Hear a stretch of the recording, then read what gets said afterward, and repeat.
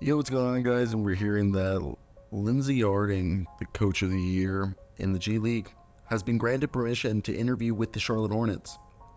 If you guys not been following on, ESPN first reported the news that the Hornets requested and were granted permission to interview Lindsey Harding for the head coaching job. I want to hear your thoughts down below if you're a Charlotte Hornets fan and what your thoughts are.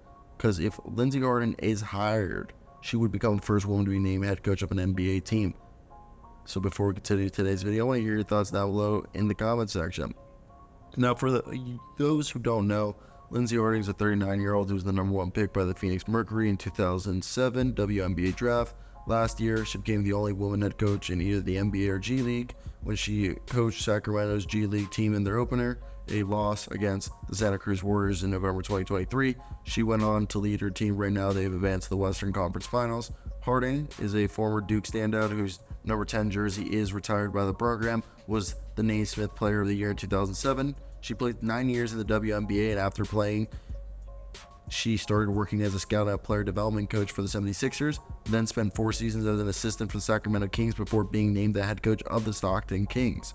Last week, Harding became the first woman to be named the NBA's G League Coach of the Year after leading the Stockton Kings to a 24-10 regular season record.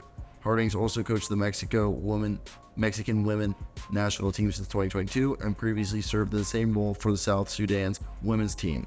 While women coaching the NBA is still rare, more women work as a player development coach or as a second or third assistant. Becky Hammon was a top assistant to San Antonio Spurs coach Greg Popovich for years. She became the first woman to be the head coach in an NBA game when Popovich was ejected against the Los Angeles Lakers on December 30th, 2020. She also went on to become the head coach of the Las Vegas Aces after spending time as the head coach of the Spurs during the NBA Summer League, which is a showcase for rookies and young players hoping to make the team in the fall. Now, I look at everything as the glass half full. We had last year, what was her name? The Pelicans coach by the last name of Vincent, Pelicans coach, and not Fred Vincent, but there was another woman Pelicans coach that she was also in the running to being named a head coach previously.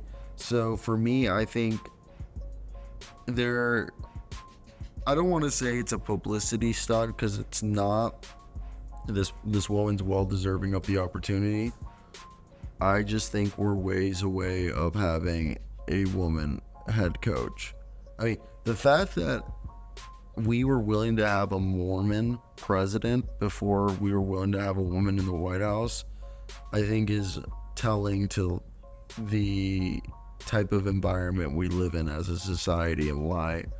I don't mean to be rude, but it's more than likely that it's going to take a while for a woman to become the head coach. So I want to hear your guys' opinion.